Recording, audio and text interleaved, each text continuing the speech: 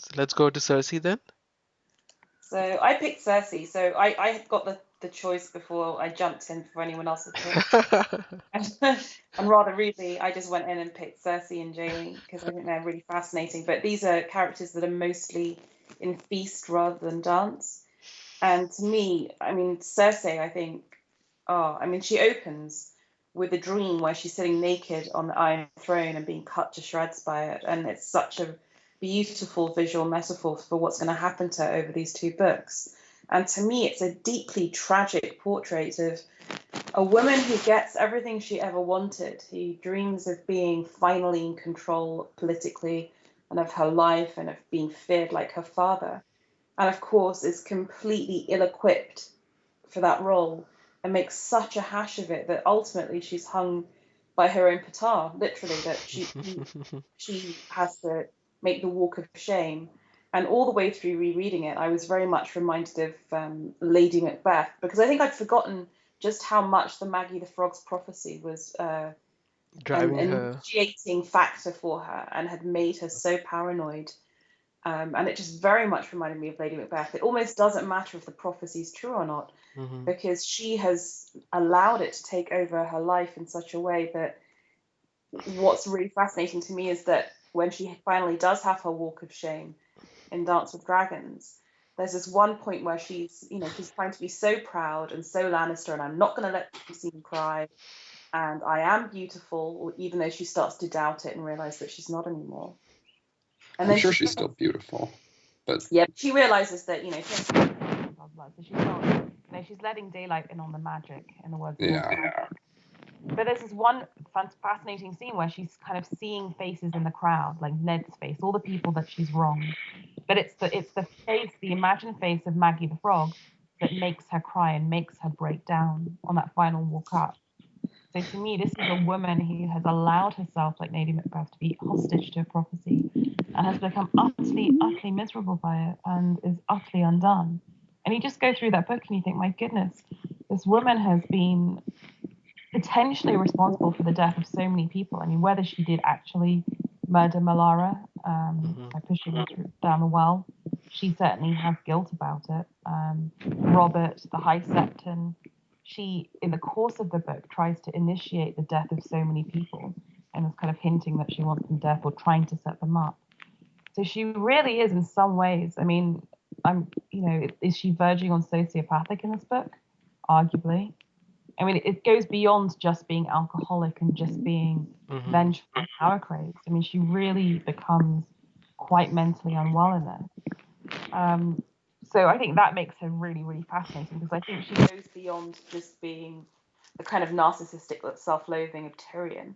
I think Tyrion is never unhuman in that way, which in some ways Cersei becomes. And then the final thing I wanted to say about Cersei, of the many interesting things before we can discuss her, is that what I find fascinating about Cersei relative to Dany, and that's why I love the Feast Dance comparison read, is that Dany is all about saying, I was made a slave because I was sold into a marriage and treated like a slave. Now, she happened to like the marriage to Khal Drogo, but that didn't blind her to the injustice of what happened to her, and therefore she feels very strongly about freeing slaves, and by making she doesn't want women to be raped on her watch. She takes her experience and she has the kind of the selflessness to think widely about how others would feel in these circumstances. Well, Cersei just never has that. And when you read Cersei's arguments, her kind of proto-feminist arguments, I have so much sympathy with them, because I also, anyone who works in, as a career woman in the financial industry will see some of these kind of very sort of minor insults that you get being a woman. So I kind of sympathize with a lot of what she does, and she's a brighter woman than most, but she's not as bright as she thinks she's in, and she's in a power structure that doesn't allow her to express that. And that's deeply tragic, and it warps her. But she never thinks about changing that wider power structure. It's always about her getting to the top, but she never thinks of changing it for everyone else. So, for instance, she's very willing to sort of discard her serving women and give them to Qyburn. And she's perfectly aware that he's torturing them, probably killing them. So she's to me, a very equivocal character. I think a lot of the hurt she feels is very justified, but she doesn't have that self-awareness to take it wider. So that's just kind of some of my sort of thoughts of her. I guess, as we leave her, having done her walk of shame, the only saving grace that she has is her love for Tommen and the fact that she gets through it for him. But I really wonder whether her love for Tommen is a genuine love, or whether it's just because she knows that through him she can exercise power. I sort of see it almost as she's so narcissistic that she loves Jaime, Tom, and Joffrey and Marcella because they're extensions of herself. Okay. Do you That's think always how I mean, I like her, but that's always how I saw it. Do you think the walk of shame changed her, or is she still pretending or something? I think she's pretending. I think she's traumatized, but she's pretending. About his wife was very, very telling. The bit where she like cleans her hands compulsively, like I think that's very true. I think she was very traumatized by the walk, but I don't think it changed her at all. I think that's like Lady Macbeth, right? I'm trying to wash off the blood. I can't. Yeah. It's very Lady Macbeth. Yeah. I think something does change on the walk. I mean, I'm not saying that she turns out to be this very. I don't think the walk changes her in the way that being with Brienne changes Jaime, and losing his hand changes Jaime. Exactly. But I do think she realizes the limits of her. She has this very uncapped, power-hungry craze in the first part of Feasts, and she realizes her limitations. And she now realizes she has to work within the rules of the game, that she has to kind of do things like recant and repent and play up to the high septon. I think she becomes a bit more aware. She's a bit less delusional. So just things like knowing that by showing herself naked with her stretch marks is going to take away some of her prestige. Just little things like that. She suddenly realizes that she can't just destroy everything. You don't just go and burn down the Tower of the Hand. You can't just bring everything down around you. That she's going to. You can't just say, "I'm not going to pay back the Iron Bank of Bravos. I'm not going to do this," like a child. So I think it has changed her. I don't understand how it wouldn't. It's such a traumatic thing. I mean, changed her in just being more cunning, more intrigued than being out there, showing her doing things by brute force or something. But yeah, I do agree. It's in the same line as Jaime losing his hand or something. Fair enough. I think that's I just think that I tend to think that Cersei and Tyrion are more similar. So I don't know whether something like this will cause her to spiral down the way it does with Tyrion, where when bad things happen to Jaime, he generally seemed to spiral upwards. But we didn't get enough chance to look at Cersei after the incident, right? So no, we didn't. Maybe so a couple of chapters, of we'll know for sure. The other big thing that we should probably discuss about the Walk of Shame and what goes through her mind is that the big thing to me is her knowing. She keeps saying kind of at the start of it, "Oh, and Jaime might come for me. He might come for me." That's her biggest delusion. That by writing him this letter where she declares her love, that just as she exploits other people with her sort of her beauty and her sexual attraction, that she can still snap her fingers and Jaime will come. I think by the end of that walk, she knows he's not coming, and when she's sort of taken up by Sir Robert Strong, he's her new champion. That's a big change. I don't think that. Or put it this way, there's a big coming to awareness in FeastDance, and for Jaime, it's that not only does he no longer love Cersei, he doesn't trust her. In fact, he calls her a whore, and he becomes incredibly bitter towards her and effectively abandons her. Says, "Well, she's guilty, plus I have no hand, so what could I do anyway?" Which is a huge, huge change. Yeah. You have that opposite parallel with Cersei, which is, I love him genuinely, I'm attracted to him, but also I control him, and that whatever I do to him to abuse him, ultimately he will still come back to me. And I think that when you really read that kind of that internal monologue she's having during that walk, where it starts off with, "I'm beautiful, Jaime will come for me," and it ends up, "I'm not really beautiful anymore. They've seen me completely naked, and he's not coming for me, is he? He might be dead." He probably isn't, because I'd know it, but he's not coming for me. That to me is huge. In the realms of Cersei, it's huge.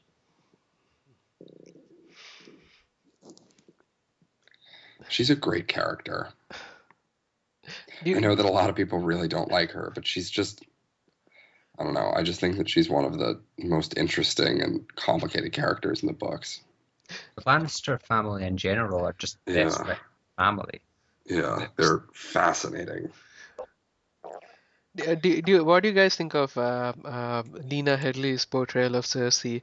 Uh, do you think it's better or worse? Because she's definitely not playing the Ice Queen character. I mean, I like Do you Lena see Headey. I Cersei don't as a think Ice she's Queen? Cersei. Yeah. I like her, but I think I don't like the producer's decisions to change her character to I be think more sympathetic. I think part of it's also that she's like an older Cersei. Mm. Like I can see maybe Cersei, like this is Cersei in her late 30s, not Cersei at like 31, and I can see her being, or whatever, however old she is, because she's young in the books, Right. and I can see that maybe leading her to be a little something. It could be it, but yeah, it's not. She's not really my Cersei.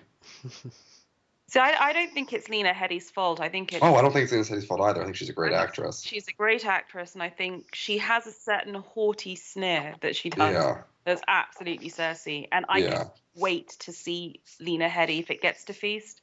I can't wait to see her do it because I think it's going to really stretch her and it's going to be fascinating. But they've obviously taken decisions with a lot of the characters, including Catelyn, including Arya not murdering people straight off the bat, to soften, yeah. and that's problematic. I agree. And it's going to be interesting to see what they do when they get to this point, because by softening arcs, you don't bring them low to then rebuild them, right? So Yeah, I think it's a great shame. But what they have done brilliantly is they've shown her being sort of humiliated and told some home truths by Tywin. They've shown her, lose control of Joff, and therefore they're setting up her complete dependence on Tommen and her next and last hope for control, which is good. yeah. But I really like Cersei. I think she's a fascinating portrayal of a woman of her time. It's so realistic. A woman absolutely caught in power structures that she cannot change, or she tries to vandalize, but ultimately is a prisoner of. In a way, Jenna Lannister says, "Well, I didn't play the game. I was a woman, so I got married. Yeah. My brother tried to stick up for me, but that was basically it, and she accepted it." And I think it's kind of weird when people hate Cersei. And Jenna also got lucky because her husband was such a pushover. Yeah, exactly. But It's not at like, the day, give Cersei some props. She was married to an alcoholic wife beater, serial womanizer who treated her like shit. Yeah, So, she was. At a young age, at a very young age. So Yeah, Robert was not exactly the best catch. yeah, exactly. So and really all he had to do was she thought he was hot. Like what he had to do for that to be a decent marriage was basically the bare minimum. Yeah. He just had to be like basically just had to acknowledge that she was beautiful. And that would have bought them a couple years. Honestly, with most women, that's how to have a good marriage. Yeah, but I mean, like, right. But I mean, like, he said someone else's name the first night. If he had managed to say her name, that would have bought them a couple years of, like, it would have been great. Well, it would have bought him a legitimate heir, right? At the very least. Yeah. And then when all these blonde kids started popping out, it would be a little more obvious. This one looks just like Robert. This one doesn't. Yeah, exactly. Well, possibly if that happened, Cersei would be a bit more. She would actually not have children because she loves her kids. But if she had a child by Robert, she wouldn't take the risk of having children with Jaime. Mm-hmm. They did have a kid, I think, but he was stillborn or something, and I think that just. No, I think she took. Oh no, that does happen in the book. I think she took Tansy tea or something.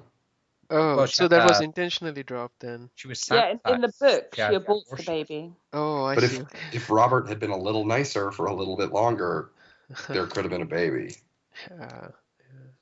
Really, everything is Robert's fault. Yeah, right. Robert was nice. The Cleganes are raiding the Riverlands, and Robert's like, "I'm gonna go hunting. I don't want to deal with this shit." What is wrong with you, man? So can you make a sort of a counterfactual argument that actually Cersei does everything unintentionally, but in the interest of the realm, that actually by offing Robert she did a good thing? I mean, he no, was a 'cause bad chaos. king, right? Yeah, was a but bad chaos king. is always worse than not chaos. And it was a peaceful realm In under a Robert. So in a feudal system, chaos is worse. Yeah, but fiscally unsustainable, dude. And Yeah, but again, it's a feudal system, so like the only people they have to pay back are the Bravosi, and Robert could just be like, you know what, Old Town has bothered me, and then just like rob the high towers and pay them back, Yeah, yeah. or just raise taxes or something. Like it would have been unpleasant, Or but give them a town or something like that. That would be sufficient yeah, compensation. Yeah. give them or yeah, let them collect customs duties or something. Like there would be ways to pay back the bank. Right, right. okay. Yeah, so let's I want to talk about the rebellion. So let's see. So the Targaryens, Rhaegar could have taken a second wife, right? I mean, the Targaryens married multiple wives. So why didn't he formally propose to Lyanna and the Starks? Instead, they just eloped together, giving the impression Because to the Starks Robert that proposed to her. Robert and but her were betrothed. but if Rhaegar, the prince of Westeros, proposed to Lyanna and offered his I hand don't instead, I don't the think you Starks can would have break. dropped Robert's proposal out of the window. I mean, I these don't people think they would break have. marriage contracts all the time, right? I mean, But they it's no don't. big They're deal. it's really bad when they break marriage contracts. that's why they staged the thing with The phrase, Joffrey. That's why the Freys were so Casting mad. doubts Joffrey on had to get the family. Faith's permission. And right? Robert and the Starks and the Baratheons were pretty close. I mean Robert and Ned were best friends.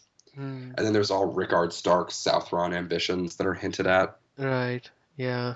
Yeah. It I just don't feels like I mean and this is the prince, of course. Obviously, he would have been a preferred choice over Robert, and the but so it's basically Brandon and Rickon Stark who went down and kind of put wildfire on the thing and started the war, right? I mean, if but they just Rhaegar could didn't even do have just anything. if Rhaegar had bothered to explain it all, it could have slowed down the explosion. I Uh-huh. mean, Rhaegar is an idiot. Whether or not he's a bad person, he's an idiot. Right, And right. everyone like talks about him like he's this noble. No, he's a fucking moron. But wait, he was going to be the Enlightenment Targaryen who reformed everything and Yeah. brought Yeah, but just humanist because values. if he'd done that earlier, then everything would have been great. But he was lazy. He was too busy running around listening to prophecy and kidnapping powerful noblemen's daughters. Yeah, at I mean, least because he would have. Liana should have left a letter saying, "Hey, by the way, I'm going with this guy willingly. He's not kidnapping me or something." Let's That even would have. say there's no relationship between Robert and Lyanna. The Stormlords don't give a shit. You still have, without dragons, you could not take the North. Mhm. The North would have probably rebelled and been like, "Hey, give us back Lyanna," and would have fortified Moat Cailin, and that would have been that. Like you can't get through the neck. You But can. wait. You just said without dragons you can't take the North, but the North's just fallen. The North's fallen to Northerners. Oh, okay. And the Ironborn. I'm saying that the Starks could have led a rebellion against the Targaryens to declare independence again, and without dragons, they could not have gotten an army up there. See, I think the North is always tactically vulnerable because it's such a large expanse, so it's hard to both defend the North and attack anything else. It's just how do you densely people it sufficiently? But the only reason Robb lost was because of the Riverlands. If Robb had just been defending the North, you can't really get up there without a massive ship invasion over really dangerous seas that the Starks can see coming and do have pretty powerful navies from White Harbor to help cope with. Hmm. Yeah, they could have just stuck at Moat Cailin and repelled anything. Yeah. Yeah, I mean, there's if you I think always. Rob lost when Winterfell fell. I mean, how can you be King Rob when you don't have your own holdfast in the North? How are you legitimate when your capital city falls?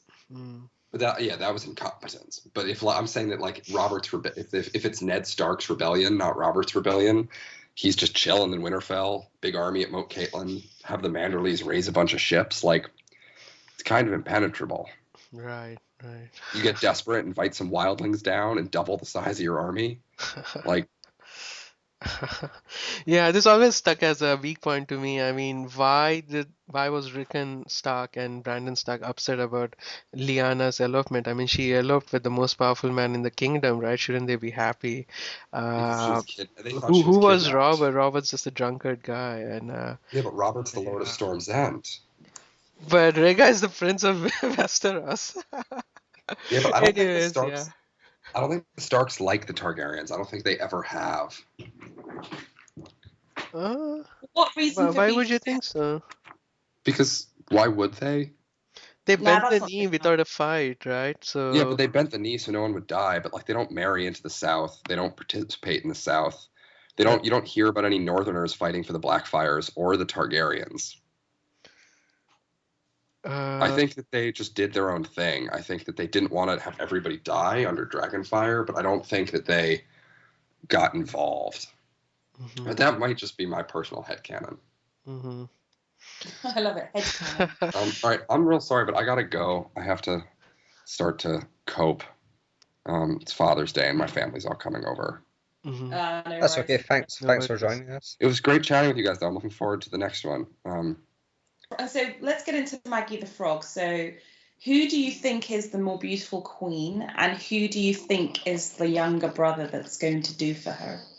Yeah, I mean, That's it's Jamie, right? I mean, that's the suspicion. It's not really Tyrion. It could be Jamie. But I think it could be either. I think it really is very equal. I mean, immediately everyone thinks little so Tyrion, but they both have at this. Tyrion hates her. Is mhm. Jamie really at the point where he would kill her? I mean, he's going around quite openly calling her a whore in front of people like Ellen Payne. But is he really at the point where he would genuinely physically kill her? I mean, it's one thing to call someone a bitch, it's another thing to actually physically strangle them. Whereas I feel Tyrion, if he had the means, would definitely do it. He would take her out. Yeah, that's his entire point for going to Dany, right? So he can bring Dany over to Westeros and depose Cersei. So yeah, it's kind of like a self-fulfilling prophecy because of the prophecy she was mean to Tyrion all the time, and so it's coming back to her now. So Absolutely. I do have a question about Tyrion. So there was this point in A Dance with Dragons where he said that, I'm not sure of the order of this, but kill his sister and rape her. What do you think about that? no, I yeah, think at that point he was at such a dark and nasty place. It was very literal. I think he did want to do it. yeah. I think it's just an expression. I think. I feel that he feels left out from Cersei and Jaime, and he always wanted to. Absolutely, because there's been a lot of very like slightly sleazy references to the fact that, I think there's a very base, quite nasty jealousy going on there. So I don't think it's just a phrase, Vikram. I think he would, at that point when he was in such a dark place, he would have quite happily murdered and raped her in either order. Wow. Interesting. But getting back to the let's see, the prophecies, well, the first thing is the fact that it's so vague, it's so open, because it could really be anyone. The fact that it's Valonqar, so it's little brother, so it extends to anyone that is a little brother of So it could someone be else. Could be or Lancel. And also the fact that it's Valyrian, so it's gender neutral, so it could be a little sister as well. Myrcella. Maybe Exactly. Myrcella is the beautiful queen and the Valonqar. And there is the point that it could be, it could be little brother in the sense that the Night's Watch are brothers, or the Kingsguard are brothers. Ah. It except so many people. I never realized it was quite that vague, I have to say. And I do have a theory that, well, this relies on one thing. So if Tywin does have a bastard, that Valonqar is actually Cersei herself. Huh? I think I thought about this about a month ago. It was when reading that chapter, and I thought it's possible for the Valancourt to be a girl, so it could be her as the little sister So of she destroying her one own of the self. bastards. And after her children are murdered, then she just decides to strangle herself. She can't bear to live anymore. That is really twisted. I like that. Or this could be not a prophecy at all. These kids were being mean to this old woman, so she just probably got annoyed and said, "Oh, you're gonna die today, and you're gonna It's be like the bad and all." it's like Mary Mazdur prophecy, which, I mean, she says that Dany can never have children, but what evidence is there of that? Just Yeah. goes through the books like believing that she'll never have children, but what evidence, what proof does she have of that? Doesn't she have like a miscarriage at the end of Dance with Dragons? You mean the King- Moonblood? Yeah. So yeah, she's capable again, right? So But there's no proof that she wasn't ever not capable. yeah, we don't know when was the last time she had a period. She tried to remember, but she couldn't remember. So kind of get a meaning that it had been a long time ago. But definitely Dany's a lot good about dealing with prophecies. Like she also has the ticking time bomb prophecy that you're gonna have 3 betrayals, and she is definitely suspicious of everybody, but she doesn't overreact. Like the perfume seneschal thing, even after that, she keeps the guy around. She doesn't dismiss him or throw him in dungeon. If it was Cersei, she would have thrown him in dungeon right away or something. Or ask one of the kettle blacks to murder him for her. Yeah, yeah. But this is what I love about the books, that it feels that George R. R. Martin's attitude toward prophecy is very ambiguous. So he puts it in there. He allows people to be made fools of by prophecy, to misinterpret it. It's never clear whether it's genuine prophecy, like whether prophecy is a force in the world of these books, whether people do have that power and can see the future, or whether it's just something that exists as a kind of a mythic thing that people can get led astray by. Yeah. So like the red comet, like 8 different people see the red comet and think of it in different ways, and he's kind of warning us, beware of prophecies in this book. Nudge, nudge, wink, wink. I'm going to put in prophecies. But you yourself, in reading this and overthinking it and going on the forums, can become Melisandre. You can get tied up in it and get led astray. So I think it just works on so many deep levels. I love it. The red comet's definitely very interesting. Here's a random comet that just goes by, and everybody attaches their own context to it. Oh, it has to be blood, it has to be dragons, it has to be the rise of the Lannisters or something. Yeah, it's definitely very interesting. In regards to the younger queen who will cast Cersei down, let's see. Could be. I remember I did once look on the forums. This is Westeros forums, and I seen someone said Loras. That is brilliant. That was awesome. But also, the younger queen, I think, again, is Cersei. Okay, because not her not actions from her past result in, her downfall. So actually, my God, that's so cool. So both the Valancourt and the younger queen are Cersei herself. That's right, yep. That would be very elegant. In fact, I might be the case. Interesting. Yeah. Do you guys think Cersei will survive Winds of Winter? And or first thing Winds of Winter, we'll see her go. Yep. Do you think her first chapter will be the trial? Yeah. Because at the end of A Dance with Dragons, they say it's 5 days from now.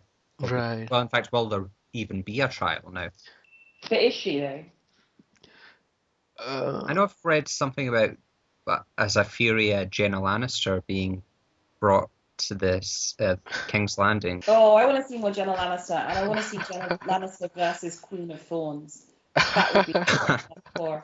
And then what they can do is they can cast like Maggie Smith as Jenna Lannister. That was a popular choice for the Queen of Thorns, Maggie Smith. Exactly, and I think she couldn't do it because of Downton, but or like Judi Dench as Jenna Lannister. That'd be hilarious.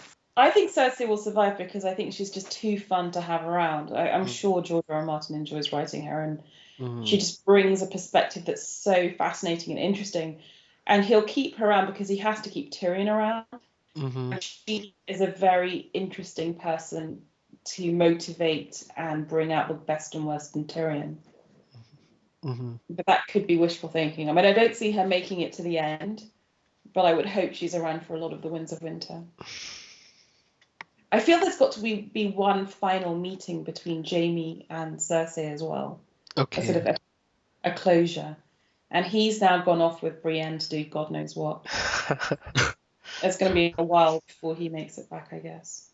If George R. R. Martin's going to explore all possibilities with the Maggie the Frog prophecy, she has to see beauty, the unreal, ethereal Targaryen beauty of Dany, and realize that all her plots against the Tyrells were a complete waste of time. Yeah, I mean, she was doing right, doing whatever she was doing against the Tyrells, because she was right with the Starks. Ned Stark would have destroyed her if she hadn't acted, and so she was in the right of doing it again, because she's seen these plots come and go, and she's been in King's Landing all this time because of her cunning. So she was right to deal with the Tyrells the way they did, but this time she met with somebody who was as capable as her. Yeah, I think I do hope that Dany makes her way over to Westeros soon. I think her Gascari arc is done, and yeah, it'd be interesting to see how she deals with the Youngish when they come back. Okay, so I have a question for both of you.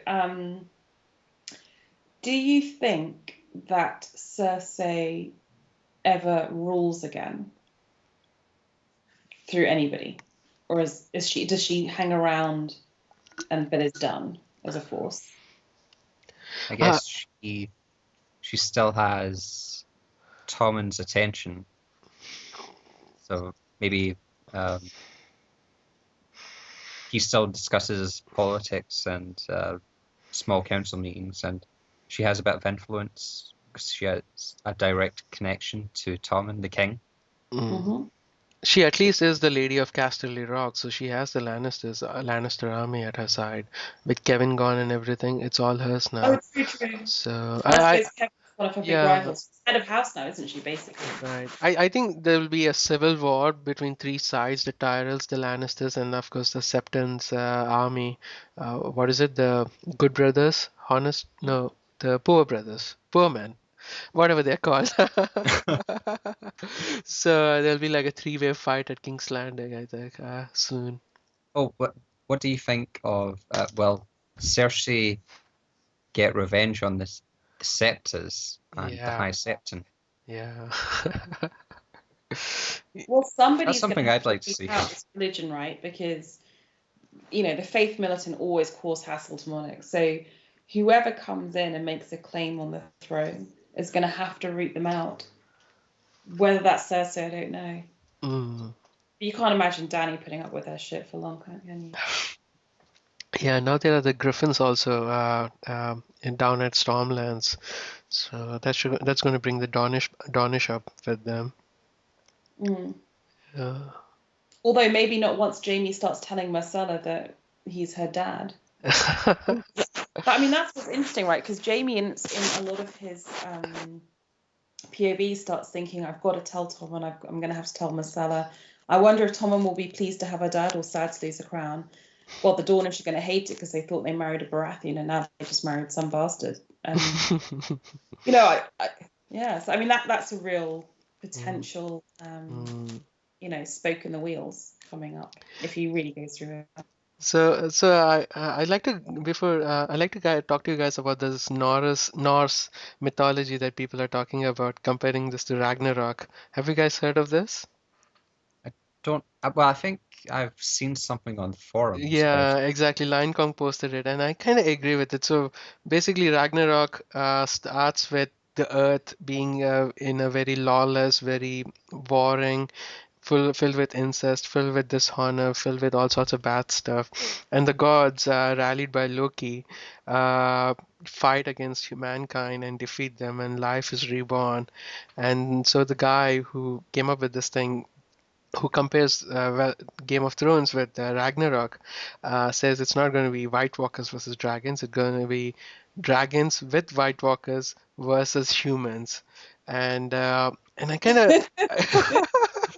and I I'm think he's smoking crack. I don't think that's no, uh, I'm kind of trust this because in this entire book we've seen Dany try to be a very fair queen. I mean, she was a very boring queen, but every time she was patient, she was passive. Every time she picked diplomacy over violence, and the people rejected her. The Gascari are in open insurrection. Whoever tried to kill her, her husband tried to kill her, and so she's gonna be like, hey, when she comes back with Drogon from the Dothraki Sea, she's gonna be like, hey, I tried reforming you guys, but didn't work out, so I'm just gonna burn you guys down, turn Yanka into Harrenhal or something. And then she'll eventually make her way back to Westeros, and where this civil war is going on, and she's gonna be like, hey, you guys are same as the Gascari. You may not slave, but you guys are warring and everything, so I'm just gonna destroy you all. I know it's an that open crackpot theory, but yeah. that would be deeply unsatisfying on so many levels. I don't think it's going to happen. It's going to be dragons versus White Walkers, isn't it? I mean, isn't that the But that's so generic, typical fantasy ending, right? I mean, and Game of Thrones is anything but typical generic fantasy. So, okay? So, but what do you think? Who do you think is going to be sitting on top of the Iron Throne at the end, if the White anybody? Walker, the other. Do you think it's not going to They drift need back? to It's have an going to iron be throne. incinerated by dragon. Yeah, it's just the world is such a horrible place that Martin has built, where honest people die, where cunning is rewarded. So the only way Danny can restore order is to start from scratch again. And and she gets this thing from Jorah's voice, that a dragon can't, a dragon doesn't plant crops, a dragon only burns them. So, and Danny's trying to plant crops and it hasn't worked out too well. So that's not Danny's strength, and Danny's strength is to be very violent. And and I kind of see the same thing with Jon Snow too. Jon Snow was trying to be a good Lord Commander, very fair. He was trying to unite the Night's Watch with wildlings, and he gets killed. So, What percentage chance do you think there is that John is definitely dead? oh, 0%. He's gonna come John is a back. person, 100. Ah, okay, okay. So he's gonna But come his back like soul Caitlyn or something. still lives, I think. Yeah, he's only gonna come back with only the vengeance and the hatred, like Caitlyn or something. I say Marcella for queen. I think George will end with a woman on the throne, but I don't think it's going to be Danny. There's a few other candidates. Mm, mm. I think he'd do the ultimate switcheroo. I don't think Danny and John will get together. I think one or other of them may not make it to the end of Winds of Winter in whatever form, but it's going to be a mindfuck. But I don't think it's going to be dragons ganging up on humans. That would just I be. agree, Bina. I don't think that's going to happen either. I mean, why would you spend so many years of your life creating this world only to be so nihilistic and just burn it all down? Let it burn, let it burn. I mean, Because this is kind of inevitable. They prevented the White Walkers from winning 10,000 years ago or something in the Hero of the Ages, but it only delayed them until now. So, it's bound to happen. It's not, even if they avert it today, 10,000 years from now, Danny 2.0, Jon Snow 2.0 are facing the same thing. yeah, that's cool. That's cool. But I don't think it's gonna happen in this series. Yeah, yeah, it's just, it's one of those crackpot theories. Uh, because it's as the thing is coming closer, we are all concerned about, hey, what's going to be a satisfying ending and things like that. So, I just yeah. think any ending at all that he writes will be satisfying, and it won't be because it'll be a relief that he got to the end. I don't think everyone's going to be satisfied with everything because it's Hmm. just too many questions, and he likes ambiguity. He likes multiple interpretations, so not everything will stitch up. Hmm. I think when John's parents are finally revealed, it'll be a bit of an anticlimax now, and maybe some other secrets if we figure them all out. Yeah, I think the reason why he's delaying so long, uh, I mean, if it was Rhaegar and Lyanna something. I think he would have let us know by now. But even in the fifth book, he gives us another theory saying, "Hey, it's Ned Stark and some fisherman's daughter's kid." So Red yeah. herring. So what do you guys think of Ned Stark and fisherman's daughter theory? Or I mean, it's not a theory. A character actually told us. It's definitely not true, right? It's just a red herring to throw Yeah. us off the scent. Although we're not stupid, so it didn't work. Yeah, I mean, that's the thing. Like, George R. R. Martin has this massive, highly intelligent, highly obsessive fandom. So we're not going to be easy to fool as a collective.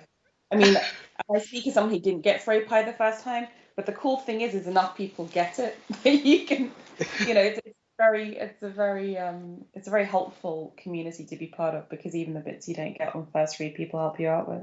Yeah. I went through so Harry Potter, I read the series without ever going near the forums. So the fact that Snape was in love with Harry's mother, so that's a huge theory, and that had been discussed for years before the final book. So it was a surprise to me when I read it, but people in the forums, they had They known since already knew it. Okay. Prisoner of Azkaban and had been discussing it for like 7 years, and it was a bit of an anticlimax for them. Oh. So do you think that people on the forums like me who decry spoilers and don't want to be too spoiled by the TV show are actually hypocrites, because we have communally spoiled ourselves for so much by obsessing over details? Yeah, It will I never be pure and true. yeah, I don't get us book readers calling anything when we see on the show a spoiler, because it's just, oh, I don't want to go to the forums before I watch the show. I'm like, you guys know everything. Yeah, it's so, yeah, but it's I do that too. But I guess it's just those extra little details like Roz dying that you don't really want to be Well, that spoiled. wasn't a little detail. That was a quite major detail, in fairness. I mean, that was pretty. As the deaths go, that was spectacular. I mean, as the season 3 deaths go, that is definitely second only to the Red Wedding. The visual impact. I mean, I have to confess, I haven't seen the final episode of this season, or indeed listened to the podcast, Oh, because really? Okay. Oh wow, right. I've just been Do traveling you for the wait last for week. the DVD releases? No, I'm going to watch it tonight. So, Oh, Okay, right. okay. but it wasn't deliberate. It's just because I had a crazy travel schedule, and then it was like, this is my last episode for a year, so I may as well keep it and spread out the season a little bit. But yeah, I wouldn't in general listen to the podcast before I'd seen the TV show, and I haven't read the comment thread either, because I just want to form my own opinions. But Definitely, yeah. Yeah, it's a it was a mixed reaction, right? I mean, a lot of people really loved it, and a lot of people gave it like 3s and 2.5s. So it was kind of a polarizing one. So yeah. well, I really like Red Wedding, and I'm hoping that having had a few weeks between means I won't suffer for it being a letdown. It's almost anything after Blackwater or the Red Wedding is going to be disappointing. I enjoyed the episode, but I'm not sure if that opinion is shared among others. I just loved there was so many events that took place, and it left me wanting more, to see more, but I didn't get more. There's no more. Ended, and that's it. We have to wait a year for the rest of it.